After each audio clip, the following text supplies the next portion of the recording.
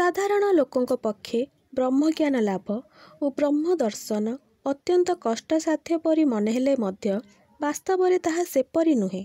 ଅତି ସହଜ ସୂକ୍ଷ୍ମ ଭାବରେ ଏହା ଲାଭ ହୋଇଥାଏ। ଏଥିପାଇଁ ନିଷ୍କପଟ ହୃଦୟ, ସରଳତା ଓ ଭାବଭକ୍ତିରେ ଦୃଢ଼ତାର ଆବଶ୍ୟକତା ରହିଛି। ବ୍ରହ୍ମ ଦର୍ଶନ କେବଳ ହୃଦୟଙ୍ଗମ କରିହୁଏ, କାହାରିକୁ ବୁଝାଇ ହୁଏ ନାହିଁ। ଏ ସମ୍ବନ୍ଧରେ ଶ୍ରୀରାମକୃଷ୍ଣ ପରମହଂସ ଦେବ କହିଛନ୍ତି, ଆମ୍ବ ତୋଟାକୁ ଯାଇ ଆମ୍ବ ଖାଇବା ଲୋକର ତୋଟାମୂଲ କରିବା ଆବଶ୍ୟକ କ'ଣ? ତୁମେ ଆମ୍ବ ଖାଇବାକୁ ଆସିଛ, ମନ ଇଚ୍ଛା ଖାଇ ଚାଲିଯାଅ। ସେହିପରି ସତ୍ୟାନ୍ୱେଷୀ ବ୍ୟକ୍ତି ବ୍ରହ୍ମଙ୍କ ସମ୍ବନ୍ଧରେ ଯୁକ୍ତି ତର୍କ କରି କ'ଣ ଲାଭ ପାଏ? ତାଙ୍କ ସମ୍ବନ୍ଧରେ ତର୍କର ଶେଷ ନାହିଁ। ପ୍ରତ୍ୟେକ ବସ୍ତୁରେ ତଥା ବହୁଳତା ମଧ୍ୟରେ ଭକ୍ତ ଏକ ବ୍ରହ୍ମସତ୍ତା ଦର୍ଶନ କରେ। ଭକ୍ତିରେ ଦୃଢ଼ତା ଦେଖିଲେ ଭଗବାନ ଆପେ ଆପେ ଆସି ଦର୍ଶନ ଦିଅନ୍ତି। ସେ ଆଉ ଏକ ଉଦାହରଣ ଛଳରେ କହିଛନ୍ତି, ଯେପରି ସମୁଦ୍ରର କୂଳ କିନାରା ନାହିଁ, ସେହିପରି ବ୍ରହ୍ମ ଅନନ୍ତ ସାଗର ସ୍ୱରୂପ।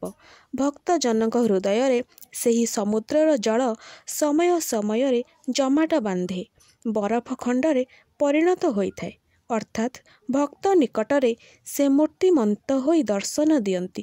ପୁନଶ୍ଚ ଜ୍ଞାନ ସୂର୍ଯ୍ୟ ଉଦୟ ହେବା କ୍ଷଣି ସେ ବରଫ ତରଳିଯାଏ। ଭକ୍ତ ନିକଟରେ ସେ ସାକାର ଓ ଜ୍ଞାନୀ ନିକଟରେ ନିରାକାର ହୋଇଥାନ୍ତି। ସାଧାରଣ ଭାବେ ସମାଧି ଅବସ୍ଥାରେ ବ୍ରହ୍ମ ଅନୁଭୂତ ହୁଏ।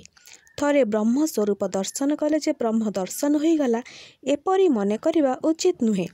ବାରମ୍ବାର ଅଭ୍ୟାସ କରି ଯୋଗ ଦ୍ୱାରା ମନ ବ୍ରହ୍ମରେ ସ୍ଥିର ତଥା ଅବିଚଳିତ ରହେ। ଲକ୍ଷ୍ୟସ୍ଥଳରେ ପହଞ୍ଚି ମନ ମଧ୍ୟରେ ତନ୍ମୟ ନଥିଲେ ସେଠାରୁ ବିଚ୍ୟୁତ ହେବାର ଆଶଙ୍କା ରହିଛି। ସମାଧିସ୍ଥ ପୁରୁଷର ମନ ମଧ୍ୟ ସମାଧି ଅବସ୍ଥାରୁ ବିଚ୍ୟୁତ ହୋଇଥାଏ।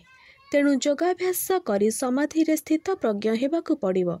ସର୍ବାତୀତ ଓ ସର୍ବଗତ ସେହି ବ୍ରହ୍ମ ଦର୍ଶନ ଲାଭ ହେଲେ ସାଧକଙ୍କ ହୃଦୟସ୍ଥିତ ସମସ୍ତ କାମନା ବାସନା ସମୂଳେ ନାଶ ଯାଏ।